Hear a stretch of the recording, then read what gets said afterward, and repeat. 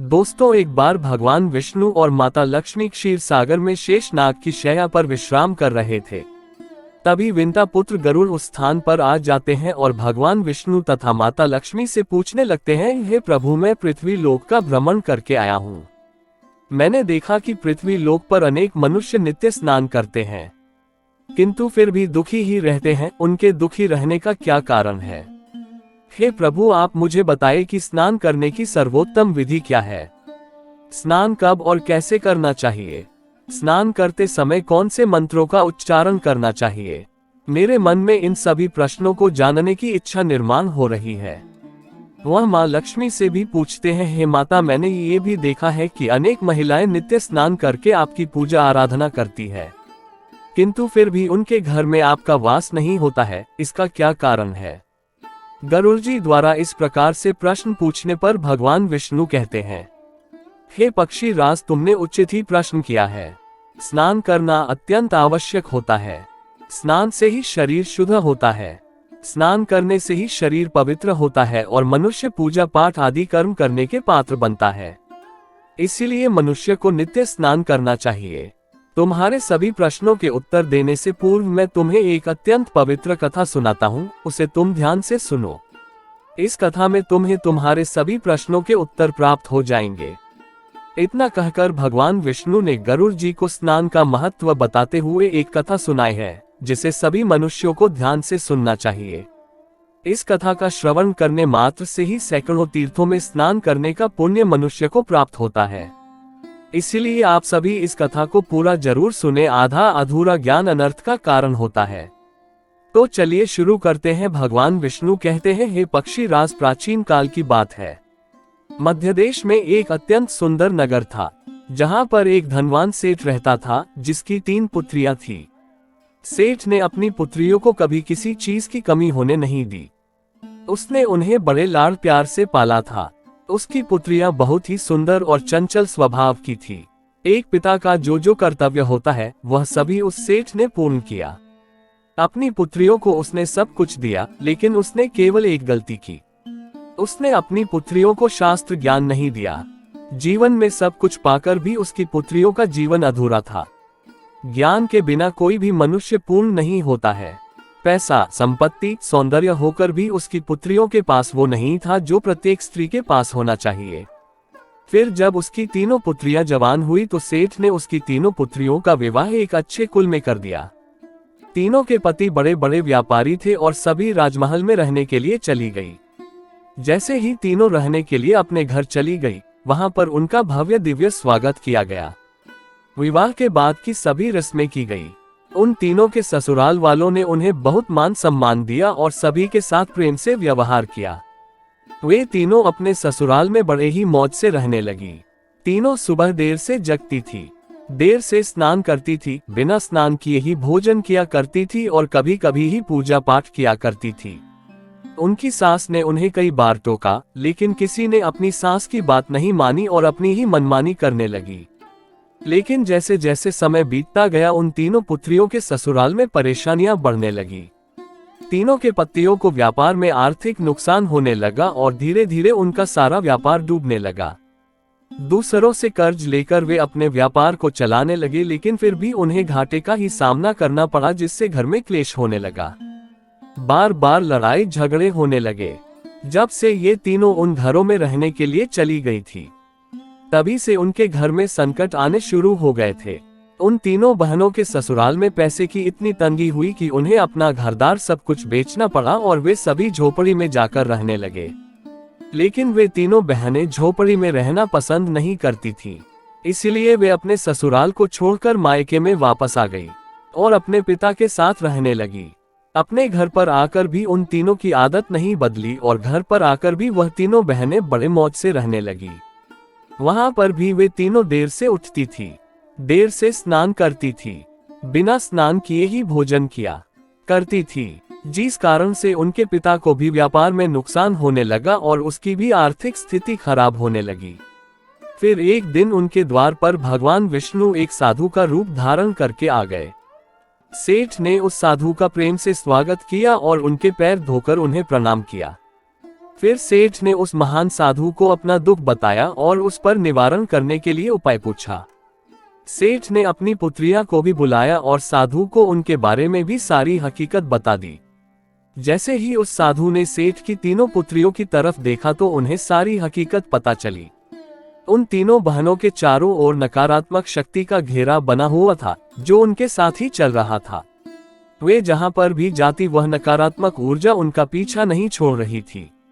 उस सिद्ध साधु ने उस सेठ से कहा, तुम्हारी तीनों बेटियों की आदतों के कारण उनके चारों ओर नकारात्मक ऊर्जा का घेरा बना हुआ है। इसी कारण से ये जहां पर भी जा रही है वहां पर केवल दुख और संकट आ रहे हैं। तुम्हारी तीनों पुत्रियां अत्यंत आलसी हैं। ये देर से जागती है, देर से स्नान करती है, बिना स्नान की यही भोजन करती है और यही वजह है कि उनके जीवन में ये संकट आ रहे हैं। फिर उस साधु ने उस सेठ को और उनकी पुत्रियों को अत्यंत महत्वपूर्ण ज्ञान दिया और उसका नित्य पालन करने के लिए कहा।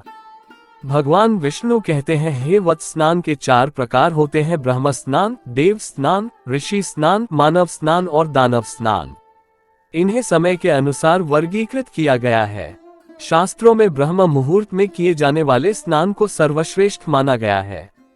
ब्रह्म मुहूर्त यानी कि रात्रि का अंतिम प्रहर और सूर्योदय से ठीक 1.5 या 2 घंटे पहले का समय होता है, यानी कि साधारणतः सुबह 4 से 5:30 तक का समय। शास्त्रों में ये समय दिन का सर्वश्रेष्ठ समय माना जाता है, क्योंकि इस समय वातावरण में अद्भुत और चमत्कारी ऊर्जा व्याप्त होती है। ये समय देवताओं का समय होता है। इस तरह देवताओं का स्मरण करते हुए ब्रह्म मुहूर्त में किए जाने वाले ब्रह्म स्नान को सर्वश्रेष्ठ स्नान कहा गया है।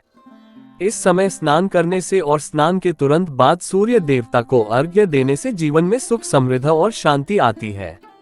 दिन भर मनुष्य का तन और मन ताजगी और सकारात्मक ऊर्जा से भरपूर रहता है। ब्रह्म स्नान करने पर मनुष्य रोग तथा बीमारियों से दूर रहता है।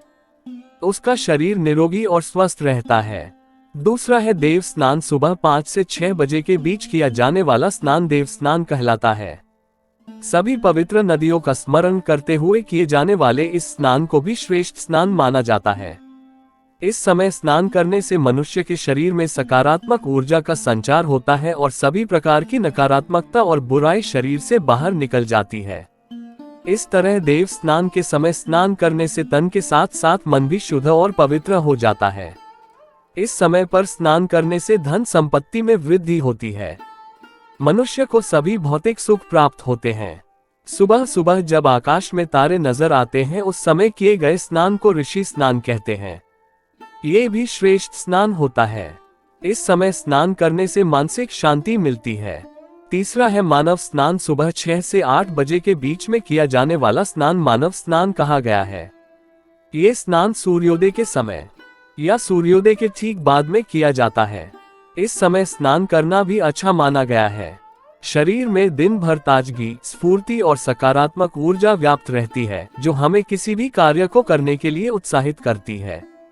किंतु मनुष्य को कभी सूर्योदय के 2 घंटे बाद स्नान नहीं करना चाहिए, अर्थात सुबह 8 बजे के बाद स्नान करना अनुचित होता है। इस समय वातावरण में व्याप्त दैवीय शक्ति बहुत कम हो जाती है, इसलिए मनुष्य में उत्साह और ऊर्जा की भी कमी दिखाई देती है, जिससे वह दिन भर आलस का अनुभव करता है।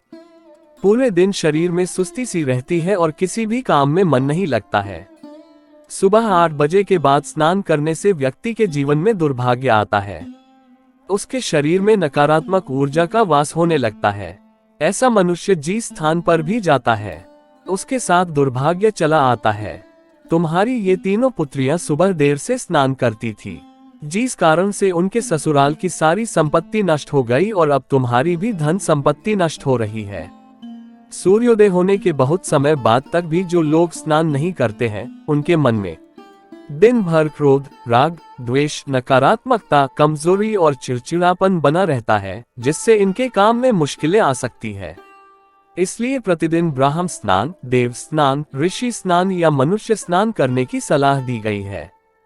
प्रतिदिन इन पवित्र कालों में उठकर स्नान करके ईश्वर की पूरी श्रद्धा से आराधना, प्रार्थना और पूजा पाठ करने से तथा सूर्य देवता को अर्घ्य देने से हमारे तन के साथ साथ मन भी शुद्ध और पवित्र हो जाता है और हमारी बहुत सी समस्याओं का समाधान हो जाता है। हमारे अंदर से सभी प्रकार की नकारात्मकता दूर होती है और सुख समृद्धि का मार्ग खुल जाता है। संध्या काल और रात्रि के समय अत्यावश्यक ना हो तो बिल्कुल भी स्नान नहीं करना चाहिए। भगवान विष्णु कहते हैं, हे वत्स, अब मैं तुम्हें स्नान करते समय बोले जाने वाले अत्यंत महत्वपूर्ण मंत्र के बारे में बताने जा रहा हूँ, इसलिए तुम इसे ध्यान से सुनो। जो भी इस मंत्र का उच्चारण करते हुए स्नान करता है, उसके सभी पाप उसी क्षण नष्ट हो जाते हैं। उसका दुर्भाग्य भी नष्ट हो जाता है और उसे सुख समृद्धि प्राप्त होती है। वह मंत्र इस प्रकार है, गंगे च यमुने चैव गोदावरी सरस्वती नर्मदे सिंधु कावेरी जले अस्मिन् सन्निधिं कुरु। इस मंत्र का अर्थ है कि गंगा, यमुना, गोदावरी, सरस्वती, नर्मदा, सिंधु, कावेरी नदियों, आप सभी कृपया करके मेरे स्नान करने के इस जल में पधारिए। इस मंत्र के उच्चारण से सभी तीर्थ स्थानों में स्नान करने का पुण्य मिलता है। इस प्रकार से भगवान विष्णु ने उस सेठ को स्नान का महत्व बताया। फिर सेठ की तीनों पुत्रियों को अपनी गलती समझ में आ गई। वे तीनों अपने अपने ससुराल में रहने के लिए चली गई और भगवान विष्णु द्वारा बताए गए स्नान के सभी नियमों का पालन करने लगी। तीनों सुबह ब्रह्म मुहूर्त में जागकर स्नान करने लगी और नित्य सूर्य को जल देने लगी। सुबह नित्य स्नान करने से उनका शरीर पवित्र हो गया और वह नकारात्मक ऊर्जा भी पूरी तरह से नष्ट हो गई। धीरे धीरे उनके पति का व्यापार भी ठीक से चलने लगा और उनका खोया हुआ सब कुछ उन्हें फिर से वापस मिल गया और तीनों बहनें बड़ी ही प्रसन्नता से अपने ससुराल में रहने लगी। तो दोस्तों, इस प्रकार से हमारे जीवन में स्नान का बहुत अधिक महत्व होता है। इसीलिए हमें रोज सुबह जल्दी स्नान करना चाहिए। सुबह 8 बजे के बाद स्नान करना अशुभ होता है। इस प्रकार से भगवान विष्णु ने गरुड़ जी को स्नान का महत्व बताया है। उम्मीद है आपको ये कथा पसंद आई होगी। वीडियो को लाइक जरूर करें और कमेंट में जय श्री हरि विष्णु और जय मां लक्ष्मी जरूर लिखें। साथ ही चैनल को सब्सक्राइब करें ताकि ऐसी ही आध्यात्मिक जानकारी आपको प्राप्त हो। आप सभी का धन्यवाद।